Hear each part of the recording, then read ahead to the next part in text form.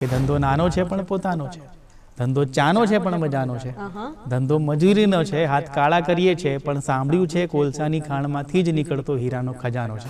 જ્યારે ધંધો નાનો છે પણ પોતાનો છે એ ટેગલાઇનના હકદાર નહોતા ત્યારે શું હતું? પણ આની પહેલાંની જે મારી કારકિર્દી હતી એ માસ કોમ્યુનિકેશનની હતી. ઓકે, લગભગ 18 વર્ષ મેં જાણીતા અખબાર, ટીવી ચેનલ અને રેડિયોમાં કામ કર્યું. મારા વિચારોથી બિઝનેસમાં ફેરફાર થાય છે.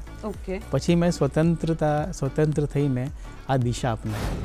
ઓચિંતું કોઈ મને રસ્તે મળે ને કદી ધીરેથી પૂછે કે કેમ છે. અને મારી માં જે છે ગુજરાતી અખબારો, ગુજરાતી સાહિત્ય બહુ વાંચતી અને મને એના દ્રષ્ટાંતો અમને બધાને કહેતી. માં ઈચ્છે ને તો જે બાળક છે એ શિવાજી બને, માં ઈચ્છે તો મહારાણા પ્રતાપ બને. એ માં નક્કી કરે છે કે મોટો થઈને શું બનશે. હથોડા રખ કે કલમ ઉઠાઈ थी, हथौड़ा रख के कलम उठाई थी, चोटदार न लिखता तो हाथ के छाले बुरा मान जाते.